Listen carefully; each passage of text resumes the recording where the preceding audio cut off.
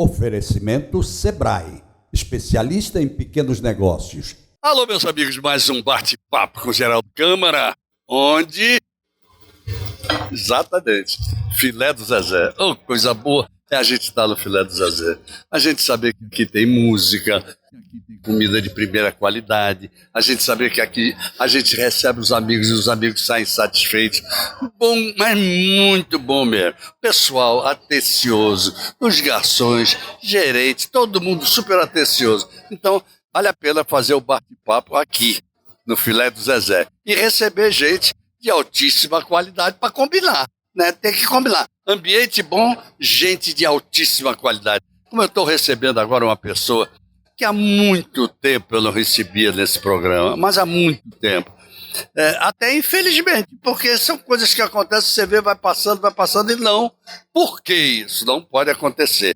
A minha primeira convidada foi reitora da UFAL, foi secretária de planejamento do governo Ronaldo Lessa, é professora, tem uma capacidade impressionante e continua trabalhando e fazendo as coisas acontecerem.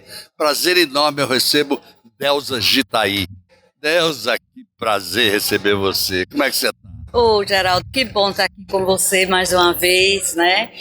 Na realidade, quando os amigos falam sobre a gente até acha que, quem sabe sou eu mesma, né? Claro que é. Eu falei pouco.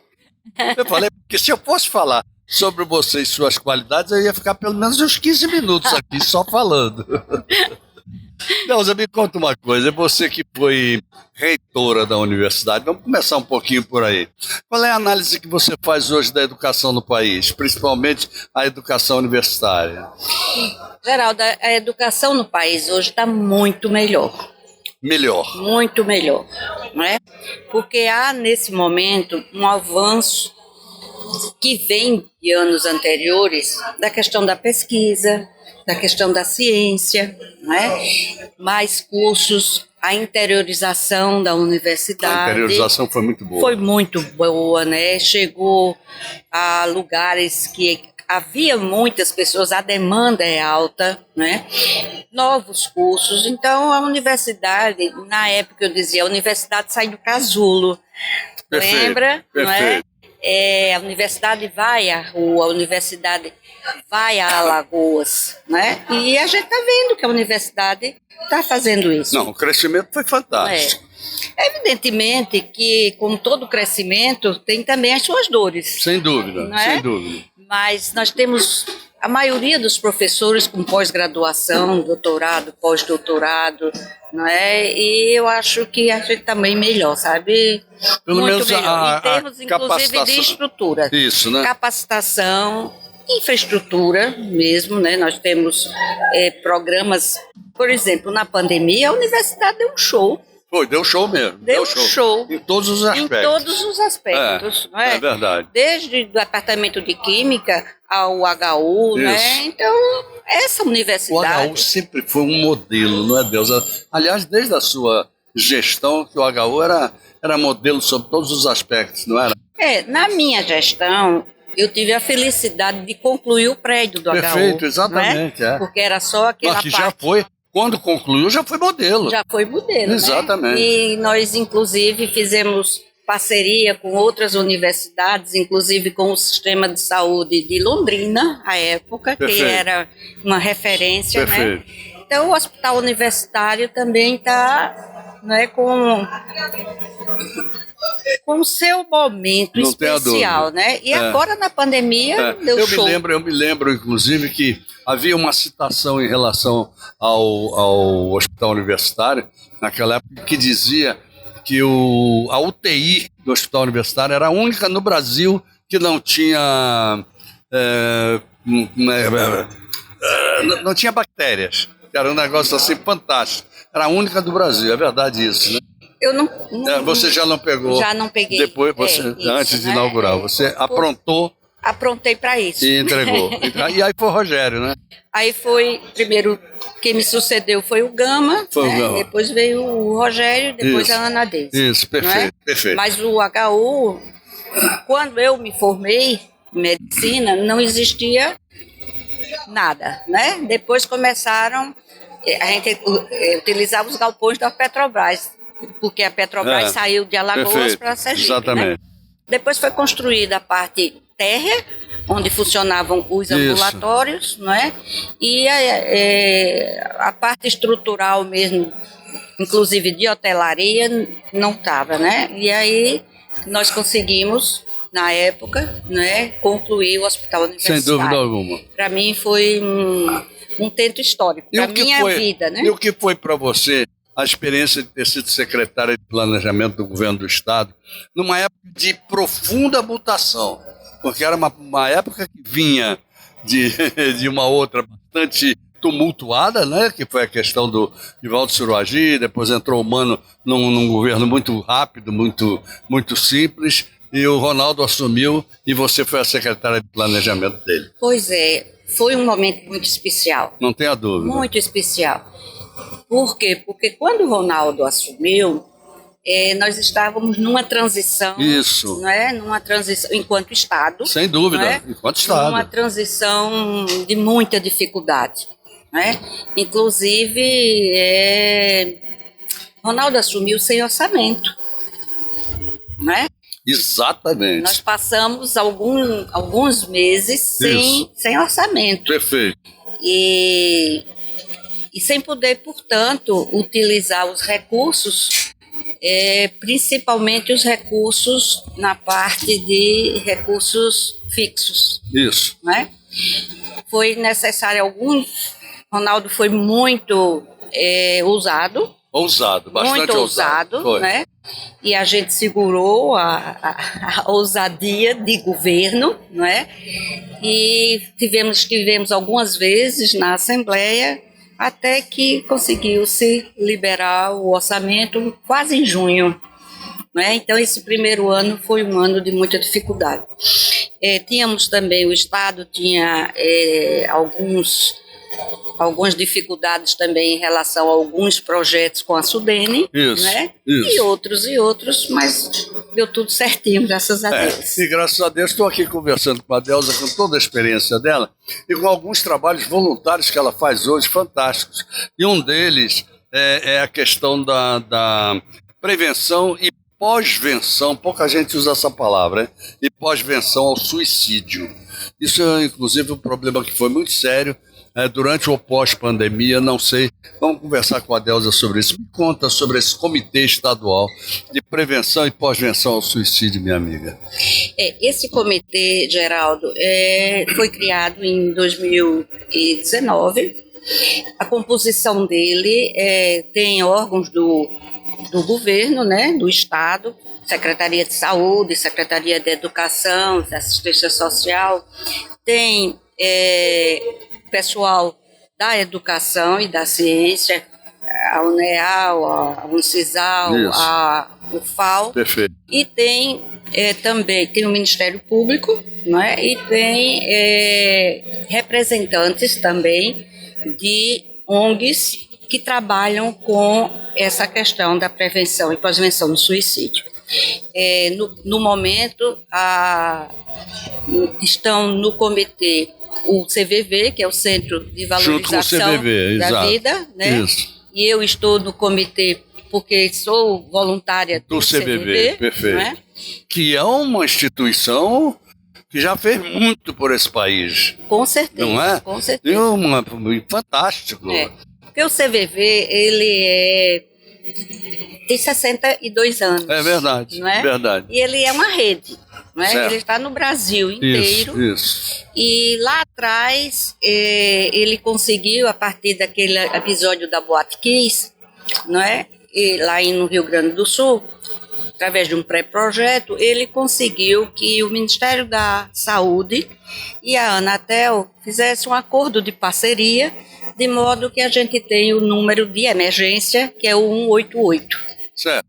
Então, esse número, 188, qualquer pessoa pode ligar de qualquer lugar do país. Bom, mas quem é essa qualquer pessoa que liga? Quem é? É aquela que é a suposta vítima de si própria? É qualquer pessoa mesmo, desde criança a idoso. Não é? Por que qualquer pessoa? Porque a gente pensa que o suicídio só ocorre naquela hora. Houve isso e aí se suicidou, houve aquilo e aí se suicidou. Não é. É um processo. É um processo, não é? sem dúvida alguma. É um processo que se chama processo de morrência. É verdade. Não é? Então, mesmo que você... E aí os telefones são de demandas muito variadas. Desde a pessoa está na solidão, a pessoa está com depressão, a pessoa está perdeu alguém, há também a questão de baixa autoestima, e há também, Geraldo, telefonemas para dizer da importância que foi o CVV na sua vida dele. Na vida muito dele. Bom isso, muito isso bom. Isso acontece muito, principalmente no final do ano. No final do ano a demanda é muito mais alta. Agora, por que isso? Qual é o fator psicológico que leva ao fim do ano ser pior? Porque no fim do ano, naturalmente, a gente faz uma retrospectiva do ano, não é? E nessa retrospectiva, né, as metas que se fez expectativas que não foram cumpridas, as perdas familiares. Não, mas eu digo o seguinte, pelo que eu entendi, você quis dizer que o maior número de suicídios ou de problemas ocorre no fim do ano? Não é isso. Dizer que a maior demanda. Tá. Certo? Então, inclusive no final do ano, a gente dá plantão extra. Certo. Porque para poder suprir a fila de ligações, de pessoas esperando ser atendida. Bom, qual é o normal de atitude dessas pessoas e qual é o tratamento que o CVV dá a essas pessoas? O CVV, ele não é um serviço psicoterápico. Formação, inclusive, dos voluntários do CVV não é de psicologia nem de psiquiatria. A gente faz uma capacitação especial. Certo. E é fundamentado na psicologia humanista de Rogers. E isso quer dizer, quem ligar, e é sigilo e anonimato, nós não vamos dizer à pessoa o que a pessoa deve fazer. Quando liga, o que a pessoa mais precisa é ser acolhido. E é ser respeitado e ser aceito no seu momento, sabe? Então, a pessoa liga, porque numa conversa qualquer, as pessoas, primeiro, muita gente não tem com quem desabafar. É verdade. Não é? Não tem. É a famosa solidão. É a solidão, mesmo a solidão entre muitos. Isso, exatamente. Então, encontra a gente diz que a gente ouve não só com os ouvidos, com o ouvido e o coração. Isso. Não é? E aí a gente utiliza as atitudes facilitadoras, quais sejam, por exemplo, a compreensão empática. Né? Então a gente atende com muita compreensão do que a pessoa está passando, qualquer que seja a circunstância. Quais são as primeiras reações ou interlocuções, de um modo geral, que acontece? Existe alguma fórmula mágica ou cada um é diferente, totalmente diferente do outro quando liga? Muito diferente. Muito diferente. E quando a gente atende, cada vez que toca que a gente atende, a gente tem algo novo. Perfeito. Agora, toda a capacitação dos voluntários é dentro da filosofia humanista do Rogers. Bom, como é que funciona essa capacitação no sentido de que eu sou um voluntário, eu vou atender um telefonema? Qual é o meu comportamento? Existe um comportamento generalizado ou eles estão preparados para um comportamento específico de um ou de outro? Você falou bem, não é uma técnica, não nem é uma um técnica, método, perfeito. É um comportamento. Isso. É uma proposta de vida. Isso, perfeito. Né? Então, não é só a capacitação, mas permanentemente o CVV oferece cursos aos seus voluntários. Certo. Né? E esses cursos vão dando a cada um da gente a possibilidade do autoconhecimento. Quanto mais a gente se autoconhecer, melhor a gente vai conhecer o outro. Não é? Sobre a compreensão, sobre as respostas compreensivas, para que o outro se sinta acolhido. Não é? Porque conversar com qualquer pessoa, por exemplo, não sei se já aconteceu com você, de estar conversando com uma pessoa e você está pensando em outra coisa, ou está pensando em quem é que vai responder. É verdade, não é? verdade. Então, nesse momento, você não está com a pessoa, você está com você. Exatamente, perfeito. Não é? E quando a gente atende, a gente está com a pessoa. voltado para estar Perfeito. com a Com pessoa. a pessoa. Isso é de uma importância fantástica. Agora, você diz aqui o seguinte, o Comitê Estadual, ele é um comitê de prevenção e de pós-venção ao suicídio. Ou seja, ele continua dando um atendimento quando a pessoa saiu do problema, como é? Não, o que é a pós-venção? O comitê, Geraldo, ele é composto, como eu já falei, e nós temos um planejamento estratégico, certo? E o que é? Por que a gente está falando em pós-venção, prevenção e pós-venção? Por quê? Para cada... Existe uma população também que é muito afetada por alguém da família que se suicidou. Isso, perfeito. Né? E essa população, ela, então, precisa também ser assistida. Ok.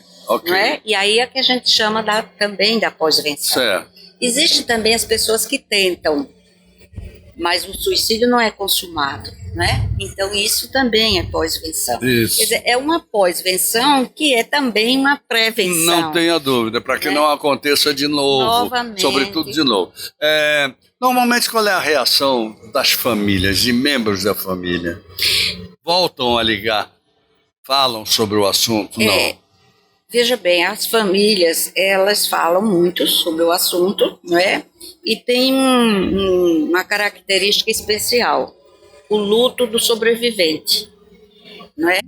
Que eu chamo assim, é um caldeirão de sentimentos, sabe, Geraldo? Muito bem. Tem a culpa, muitas vezes, porque eu não fiz isso, porque eu não vi, né? Porque eu não estava presente. Muitas vezes tem a raiva, né? Mas por que fez isso comigo? Exatamente. Né? Mas voltando para o comitê, a Carta de Alagoas é uma carta que saiu de 2 encontros que fizemos, um em Maceió, outro em Arapiraca, não é?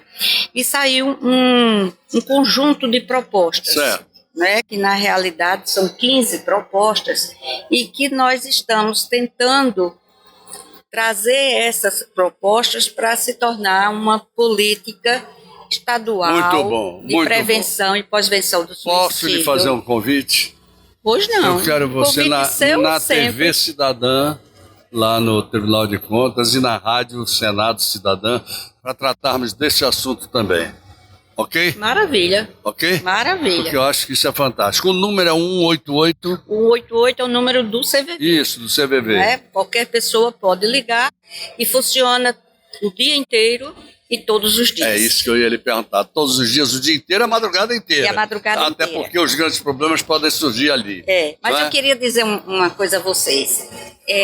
Nós estamos precisando de voluntários. Perfeito. Certo? Então, quem quiser se voluntariar, basta ter 18 anos, gostar de gente e ter uma disponibilidade de 3 a 4 horas por semana para fazer esse plantão. E para ser voluntário, liga para onde?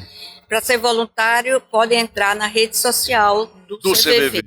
E aí se inscreve para o curso de capacitação. Delza Gitaí, você abrilhanta qualquer programa. Muito obrigado por você ter vindo. Obrigado mesmo, tá?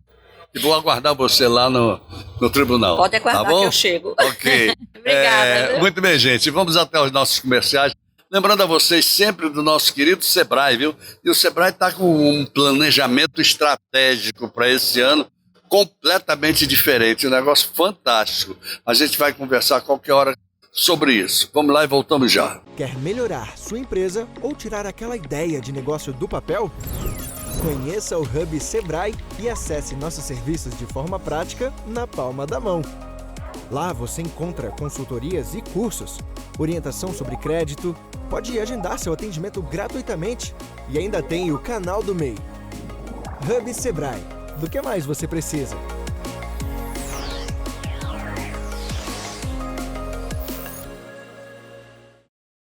Quem compra do pequeno pensa grande.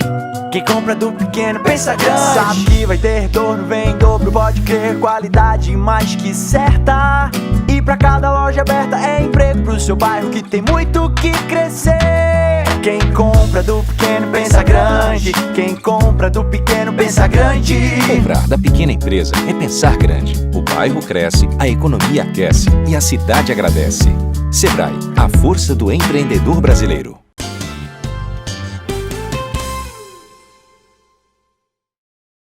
Muito bem, gente. Voltamos ao nosso bate-papo com o Geraldo Câmara hoje.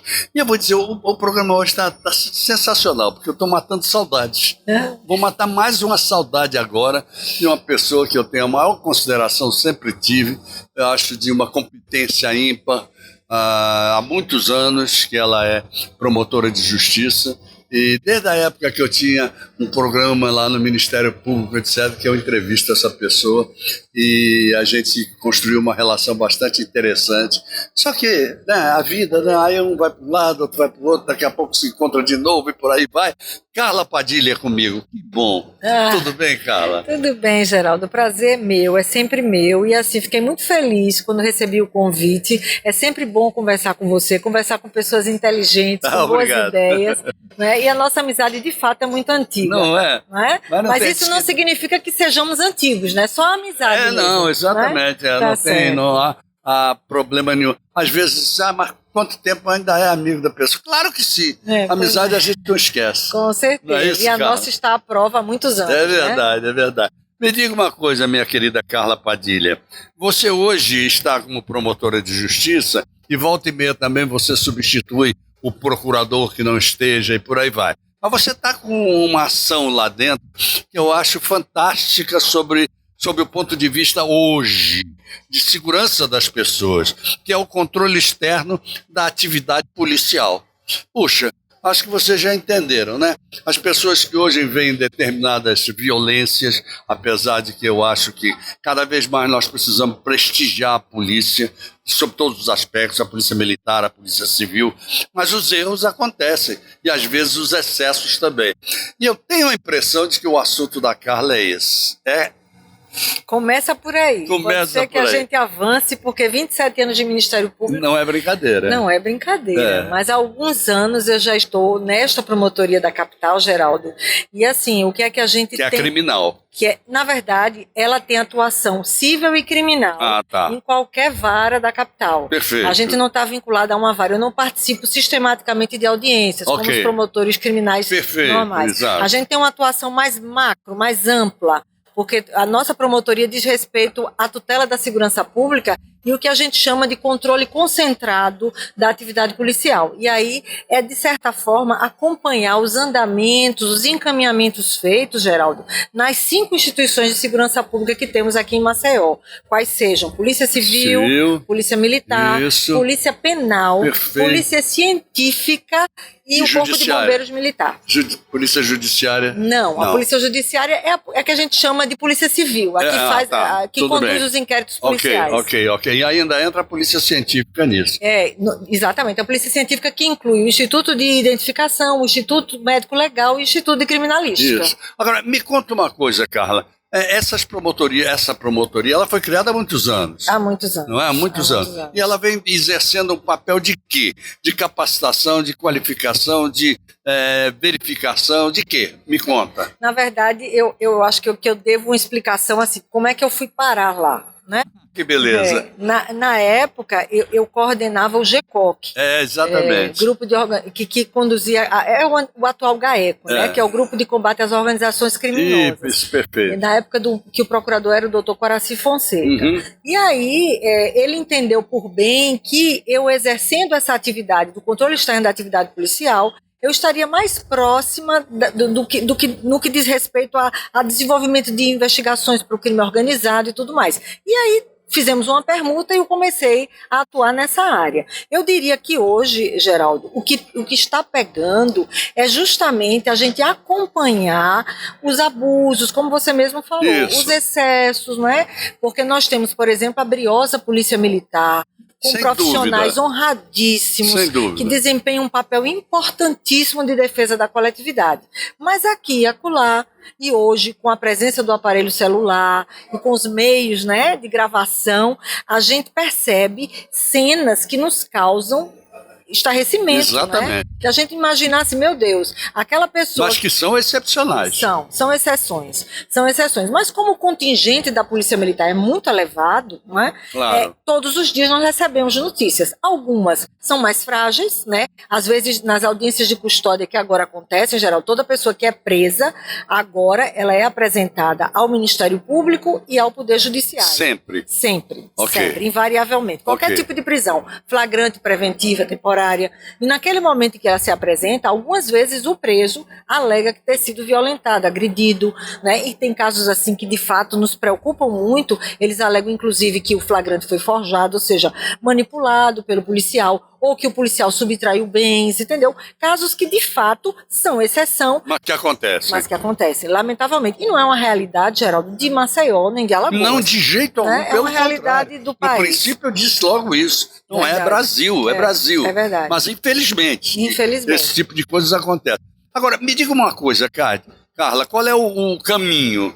Porque eu vejo a sua promotoria com a possibilidade dela ser também de mudança de comportamento, sim, de ajudar na mudança de comportamento. Sim. Estou certo? Está certíssimo. Então vamos lá. A gente tem se preocupado com isso, inclusive tem feito trabalho junto com o Núcleo de Direitos Humanos, justamente para conversar com esses policiais no sentido de demonstrar que é preciso agir na medida do rigor necessário para conter um agressor, conter um criminoso, mas nunca se arvorando da possibilidade de aplicar a lei com as próprias mãos. Perfeito. E achar, porque para isso existe o processo, senão lógico, não faria sentido. sem dúvida. A presença do juiz, a presença do promotor. Agora, claro que os casos graves merecem sim uma punição, tanto na seara administrativa correcional, e aí a gente acompanha essas apurações, Geraldo, junto às respectivas corregedorias, isso, cada órgão tem a sua, isso, como na seara criminal. Tem integrantes das forças policiais, por exemplo, que respondem por homicídio, e aí eles vão para o tribunal do júri. Exatamente. Né?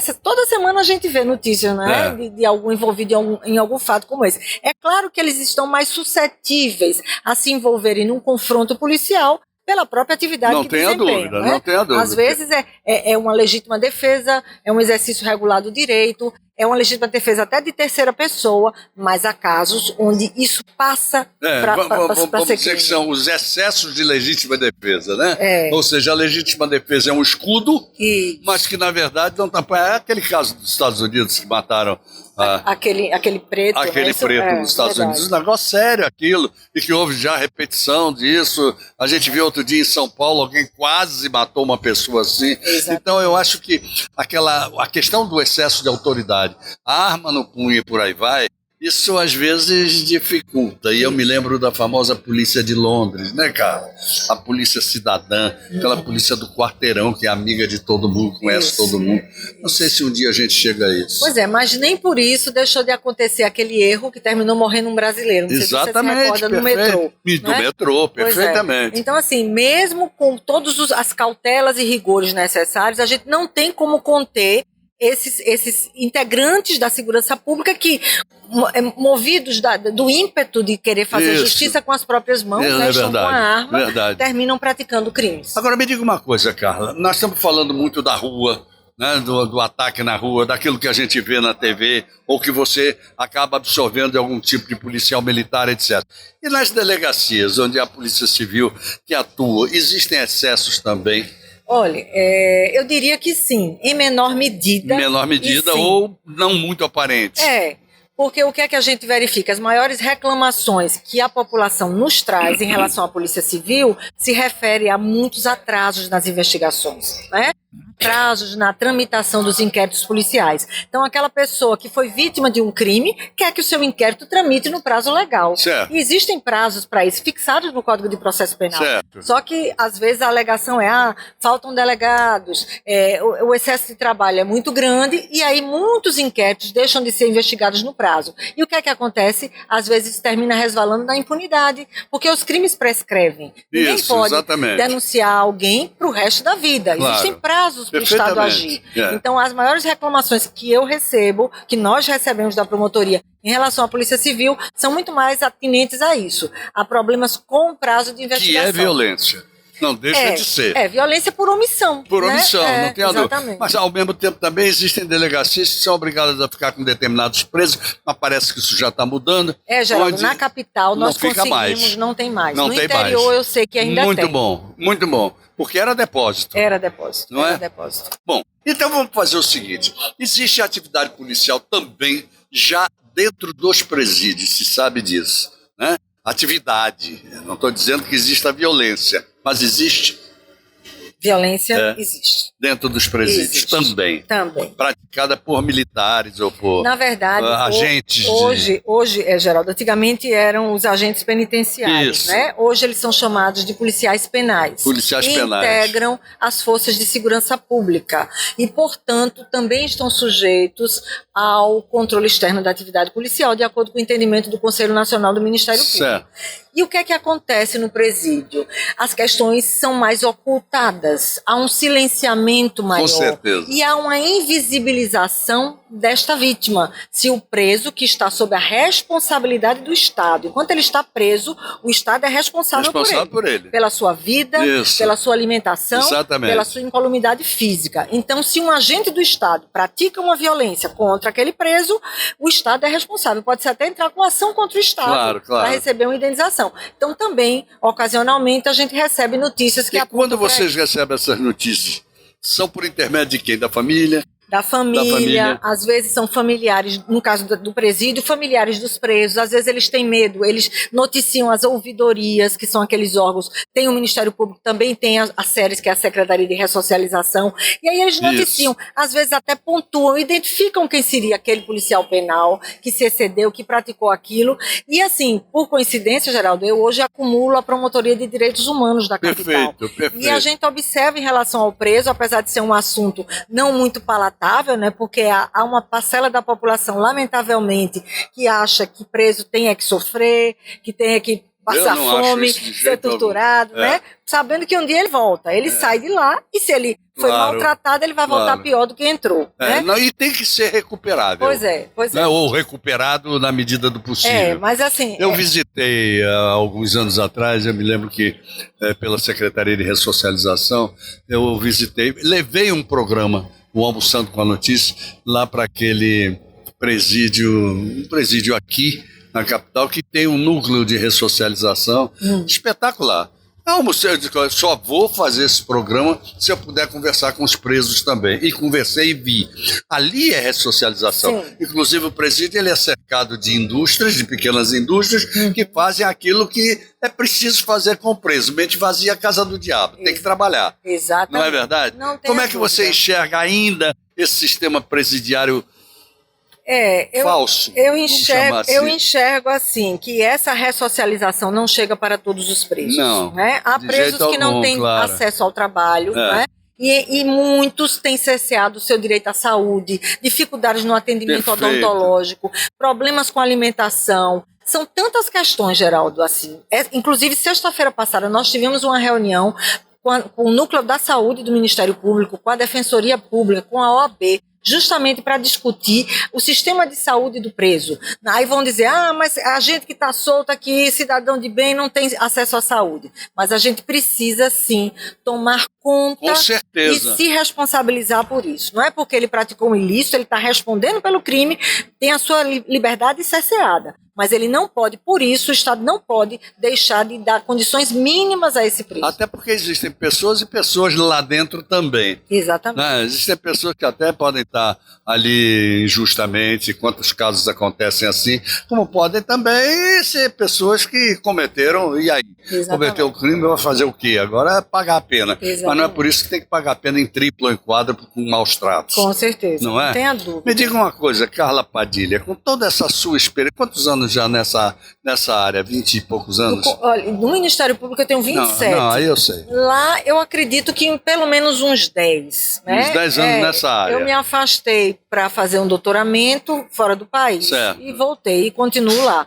E confesso, é desafiador, não é simples. Claro, né? Que não. Você lida com Pelo angústia. contrário. Você lida com a parte mais doída do cidadão, não é? Que é a violência, Isso. Mas é necessária. Com certeza. E o Ministério Público tem o dever, sim, de trabalhar nessa seara. É verdade, é duro. É duro. É duro. Agora eu lhe pergunto, se você fosse instada a transformar toda essa sua experiência num planejamento estratégico visando a melhoria das polícias de modo geral e do comportamento policial de modo geral? Por onde você começaria?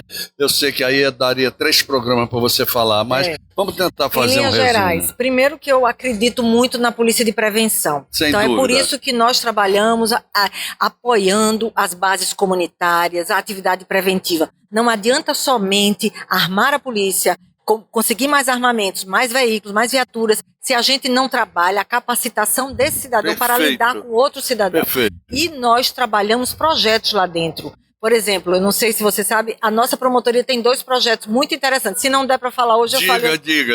Um é Mulheres em Segurança, Assédio Não, para combater o assédio contra as profissionais da segurança pública.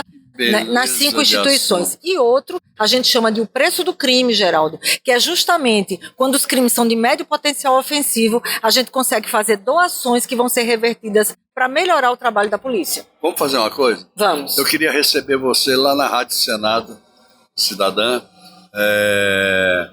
no meu programa de rádio. Combinado. Que é sempre às quintas-feiras, às 9 horas da manhã. Pronto, é só convidar. Porque aí nós vamos falar deste assunto e vamos concatenar um monte de coisa, vamos chamar isso tudo para... Eu acho que cada vez que eu trago uma pessoa como você aqui, por exemplo, com um assunto palpitante como esse, a gente provoca a reflexão da sociedade. Não tenha dúvida. Não é? Essa reflexão que a gente precisa cada vez apurar mais. Com certeza. Não é, com certeza. Carla? É a partir daí que a pergunta que eu lhe fiz sobre que planejamento estratégico você faria, é claro que isso aí é imenso.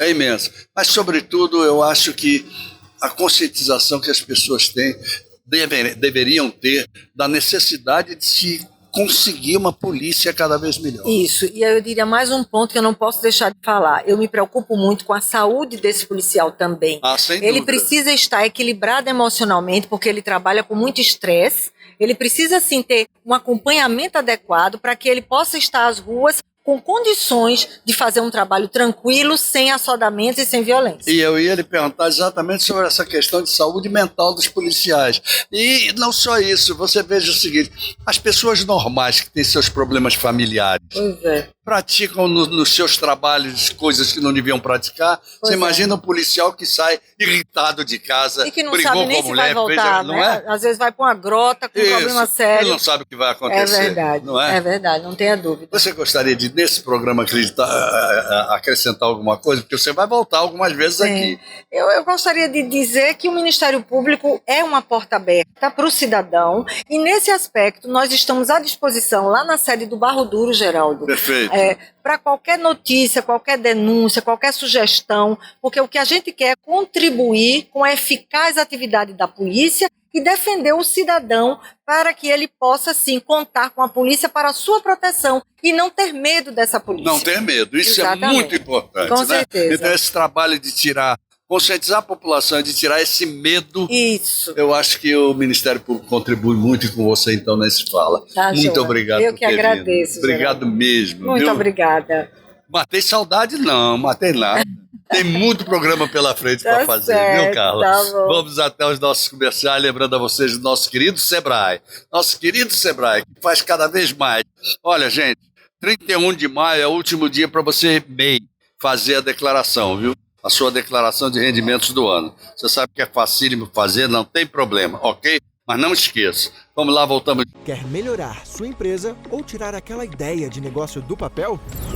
Conheça o Hub Sebrae e acesse nossos serviços de forma prática na palma da mão.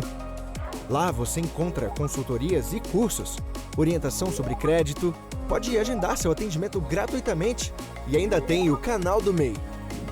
Hub Sebrae. Do que mais você precisa?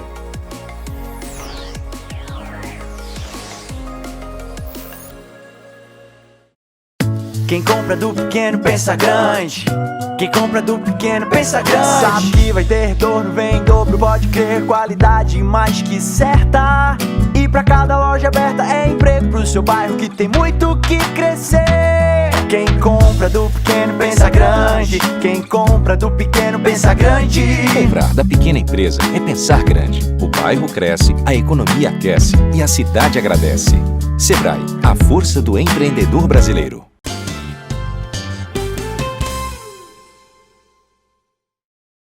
Muito bem, gente, voltamos ao nosso bate-papo com o Geraldo Câmara de hoje. Só tem gente boa, né?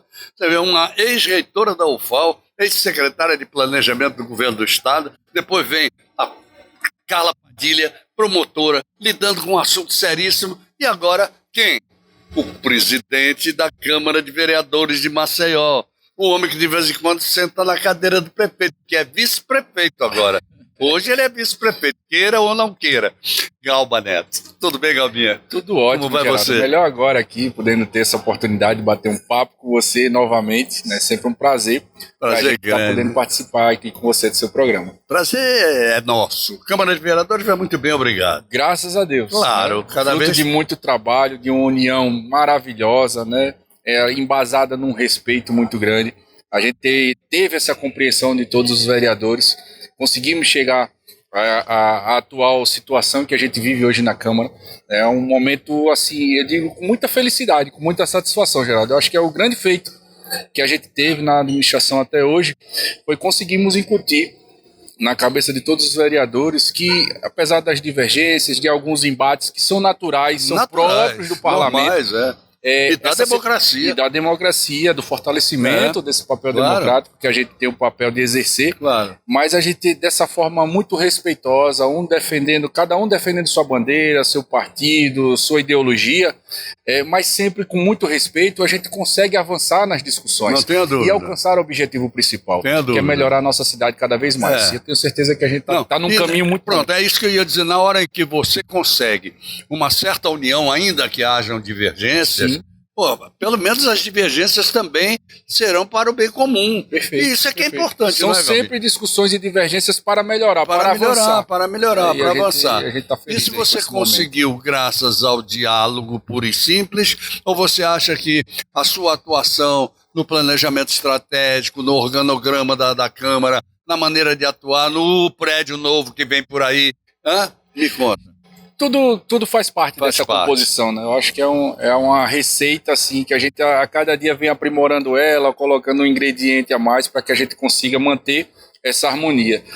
A parte administrativa ela é muito importante, ela está equacionada. Demais. Tivemos desafios enormes na última oportunidade que a gente teve de bater um papo. Falamos sobre isso, pegamos um ano pós-pandemia, com Muito um aumento difícil, do número de exatamente. vereadores. Então foi um desafio administrativo Hoje são muito grande. 25 vereadores, né? Mais 4 em relação à legislatura anterior. Perfeito. Então, logicamente, isso demandava um exercício orçamentário financeiro maior. E dentro das adequações necessárias, repactuações de contrato, conversas, diálogos com fornecedores, com os próprios vereadores que entenderam a situação do momento que a gente vivia naquela época, a gente conseguiu equacionar. E, logicamente, a relação política dentro desse processo Isso é o mais democrático. importante de tudo. E isso aí é um exercício diário. Então a gente está sempre ali constantemente. Eu me dediquei bastante. Da hora que eu acordava, a hora que ia dormir, estava lá presente na Câmara para escutar as demandas, para entender um pouco, né, das necessidades de cada vereador, de cada parlamentar, e a gente conseguia atendendo na medida do possível, dentro de algumas limitações, mas graças a Deus a gente teve a compreensão de todos os pares e a colaboração muito efetiva de todos os vereadores. Verdade. Como é que você, jovem ainda do jeito que você... Que idade você está, hein? Estou com 28. 28 anos. 38 anos. Eu quero ficar mais novo. Ele falou 38. Ele falou baixinho de propósito. Não foi, pra ver João? se pega, né? Pra ver se pegava o 28. Falar Aí pra eu ver repeti, se você caía nessa... eu repeti e ele ficou com vergonha. 38. Não, mas veja bem, nesses seus 38 anos de política, quase que o tempo todo de política. Porque eu já nasci em um ambiente, um berço político. Exatamente. Né? Meu avô era político, meu pai é político, Perfeito. enfim, então já nasci nesse ambiente. Né? Aí, você acha que ainda é difícil fazer política nesse estado, ou nesse país, ou nessa cidade? Demais. Muito demais. difícil. Demais. Eu acho que em qualquer lugar já. Você está à frente de qualquer situação em que você tenha que trazer um resultado para inúmeras expectativas que você tem, como é o caso da cidade de Maceió, você tem que estar constantemente mediando conflitos, equacionando interesses. Isso é um desafio diário. A cidade é uma cidade muito plural. Ela tem necessidades muito divergentes de uma região para outra.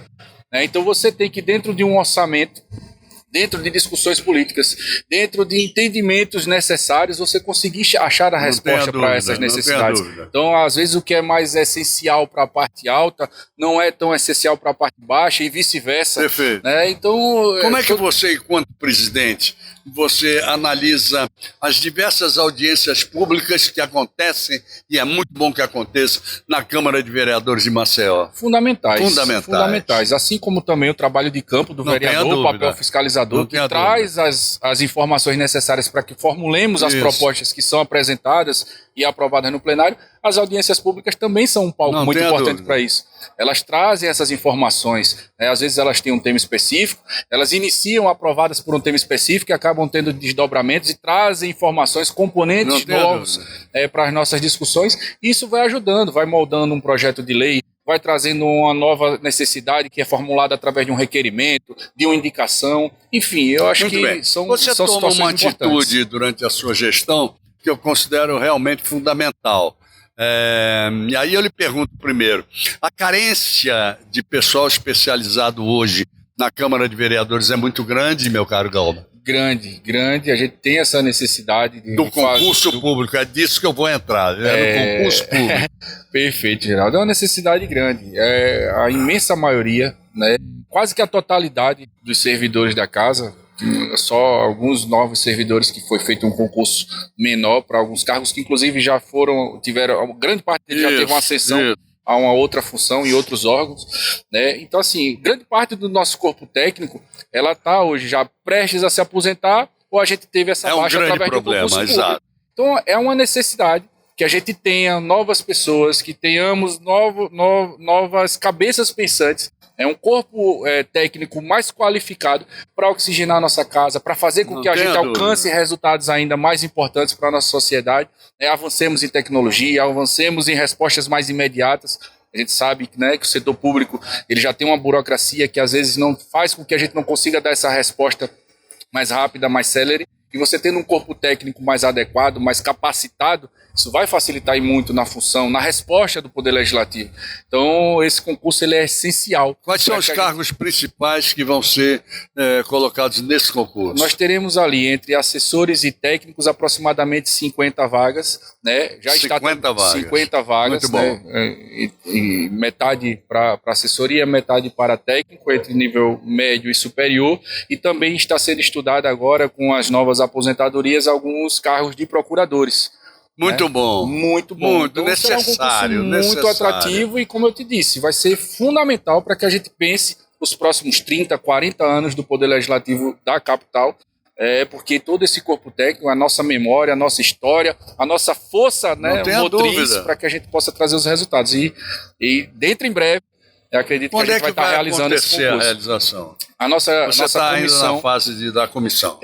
Nossa comissão já foi formada. Nós temos hoje o prazer não só de ter competentes técnicos da nossa própria casa, né, na composição dessa comissão, mas também temos participações valorosas, como a OAB, que está também com o seu representante na comissão, o próprio Ministério Público, né, nós já tivemos também a indicação através do promotor Leão Araújo, inicialmente seria o Dr. Marcos Grande Gomes, Leão, um abraço, amigo.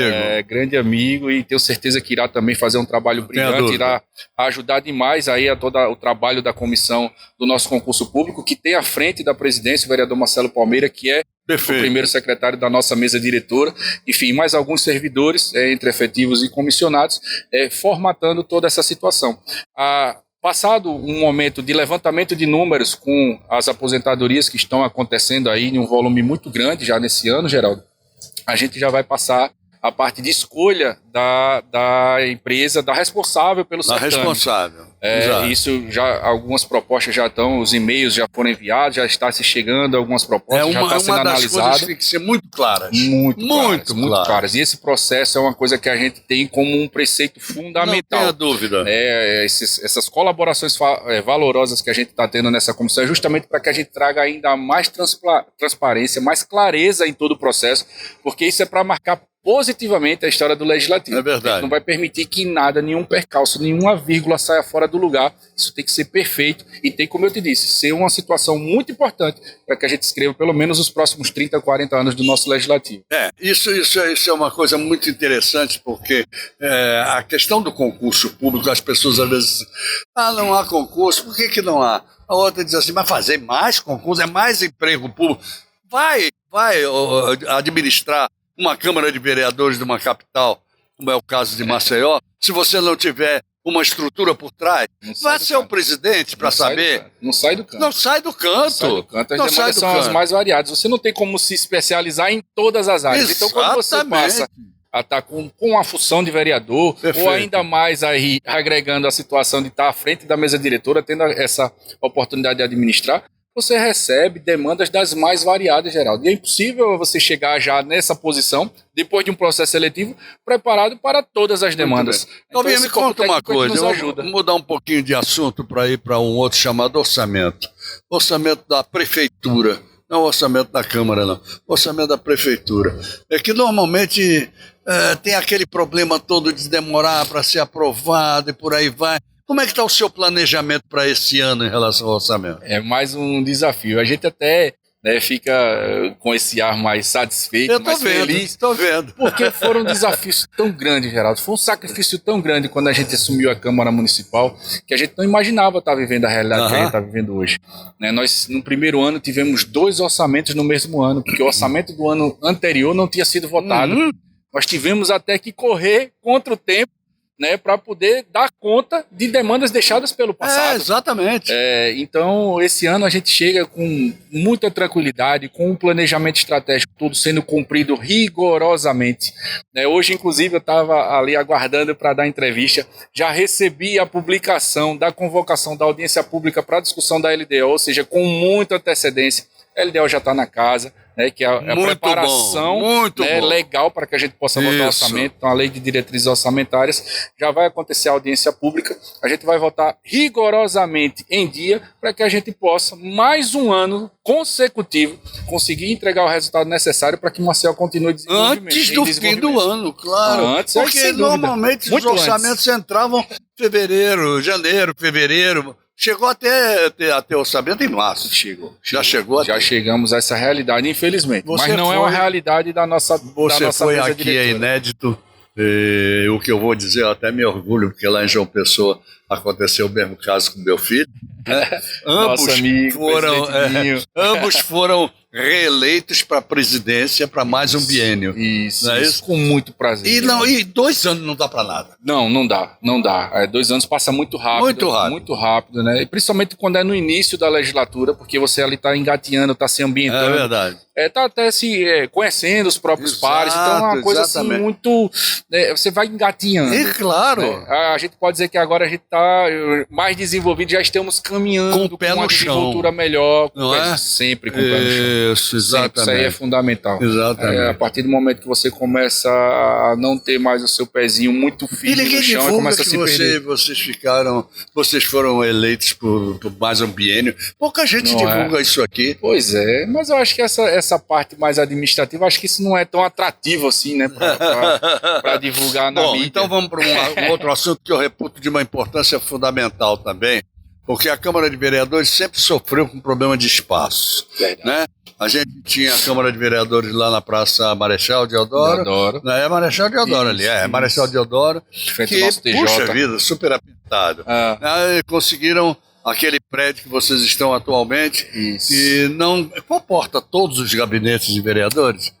Na atual configuração, não. Não, pois é. A gente ainda tem alguns vereadores que têm a sua estrutura de gabinete fora do prédio. Fora do prédio sede. E fora a infraestrutura, de um modo geral. Pois é. Então vamos falar da construção do novo prédio, que você vai brigar por isso. Vamos. Você não vai brigar por isso. Você está brigando. Estamos. No bom sentido. Algumas metas nós colocamos no início da gestão, e uma delas era essa questão da sede, né? Nós termos uma sede mais adequada. Isso. Que tivéssemos com 100%, né, dos vereadores, dos gabinetes dos vereadores no prédio sede. E agora a gente está conseguindo. A estrutura atual da Câmara é uma estrutura alugada. Isso, exatamente. Né? Nós saímos de um prédio próprio, foi para estrutura alugada, era um momento necessário. A atitude que foi tomada ali naquela época foi uma atitude necessária, foi bem conduzida, mas hoje a gente sabe que precisa evoluir, precisa continuar avançando. Então essa situação que a gente está pensando hoje, Geraldo, é com o prédio atual, a gente conseguir ampliar, nós estamos E onde ali vai ser? na mesma estrutura que nós temos hoje. Vocês vão comprar aquele prédio Só que tem um espaçozinho ali lateral, que também quando você olha para a fachada, imagina que é toda aquela frente é a Câmara. Não, ainda tem um espaço ali que não pertence ao prédio atual da Câmara. A gente vai dar uma ampliada nessa estrutura para que a gente possa avançar, fazer um novo plenário, construir os novos gabinetes, enfim. Mas o prédio atual continuará sendo ocupado pela Câmara, mas deixa de ser alugado? Estamos em tratativas para isso, deixará de ser alugado. Estamos em conversação já iniciada, bem avançada, para que a gente consiga concluir isso. Aqui para nós dois que ninguém está nos ouvindo nem vendo, qual é o investimento da construção desse prédio? Então, a estrutura que a gente está pensando vai ter que ser feita a avaliação ainda, né? Uma avaliação oficial. Certo. Então, todas as situações necessárias para que a gente se resguarde, seja feito um investimento justo, né? E como todas as questões que nós enfrentamos lá na Câmara, da forma mais tranquila, mais transparente possível, a gente vai, dentro dessa avaliação, fazer o investimento que for necessário. E a gente acredita que com todos os exercícios orçamentários que já fizemos, a gente tem hoje um lastro para conseguir fazer esse investimento. Mas dentro em breve a gente vai anunciar com mais detalhes quanto vai ser investido. Agora, que pergunta eu não fiz a você, para você não sair frustrado daqui e o Marcos Rodrigues não ficar mais frustrado ainda? Me diga.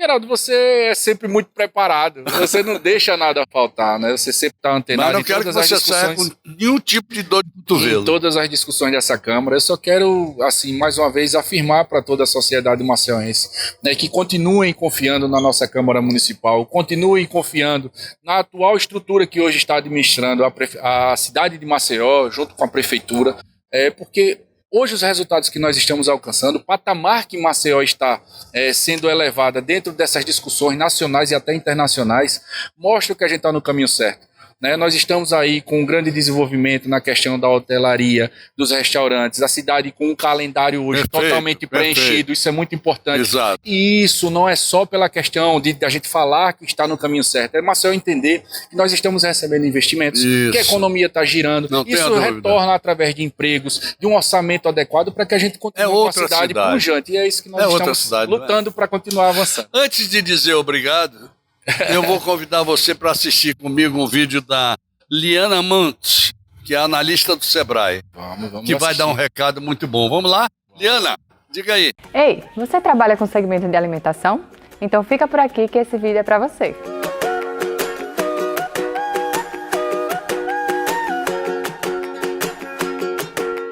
Eu me chamo Liana e hoje eu vou lhe mostrar o que são as boas práticas em serviços de alimentação, como elas podem impactar o seu negócio e o que você deve fazer para ficar em dia com as normas da Anvisa. Vamos lá? Em primeiro lugar, é importante você saber que existe um documento criado pela Anvisa que regula todos os serviços de alimentação. É a RDC 216 de 2004. Ela estabelece alguns procedimentos para garantir as boas condições de higiene no preparo dos alimentos. Essas boas práticas devem ser adotadas porque têm contato direto ou indireto com os alimentos, desde a escolha dos produtos até a venda para o consumidor final. Isso engloba a equipe de cozinha, os garçons e até mesmo os atendentes de balcão. Vamos começar falando do local de trabalho, que deve ser limpo e organizado. Para isso, é preciso manter as instalações livres de problemas como goteiras, rachaduras, mofos. Além disso, é preciso tomar bastante cuidado com as caixas de gordura e esgoto. O alimento deve ser bem cozido, de forma que todas as suas partes atinjam a temperatura no mínimo de 70 graus. Além disso, lave sempre os utensílios usados no preparo de alimentos crus antes de utilizá-los no alimento cozido. É preciso atenção também com o lixo. Dê preferência a lixeiras fáceis de limpar e que tenham tampa e pedal. E lembre de retirar o lixo para fora da área de preparo em sacos bem fechados, lavando sempre as mãos após o contato com o material descartado. Bom, acho que já deu para perceber que é fundamental ter conhecimento da RDC 216, para evitar que visitas surpresas dos órgãos de fiscalização prejudiquem o seu negócio, pois ele pode ser autuado, multado e até mesmo fechado em caso de irregularidades. Se ainda ficou alguma dúvida, você pode entrar em contato pelo 0800 570 0800, que também funciona como WhatsApp. Tchau, tchau e até a próxima! Recado do Sebrae sempre é bom, né? É bom. É bom, né? Meu querido amigo, muito obrigado por você ter vindo, obrigado mesmo. Eu que agradeço. Viu?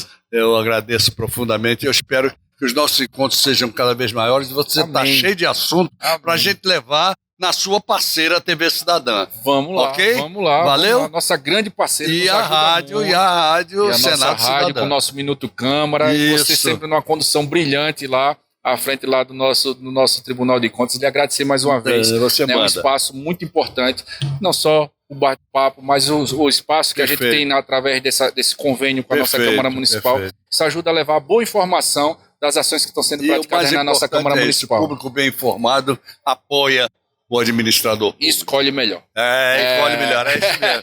Ok, gente, vamos em frente então, até o próximo sábado, se Amém. Deus quiser. Ele mandou dizer que quer, o encontro nosso está marcado, meu amigo, é ele que manda. Até lá. Até lá. Oferecimento Sebrae, especialista em pequenos negócios.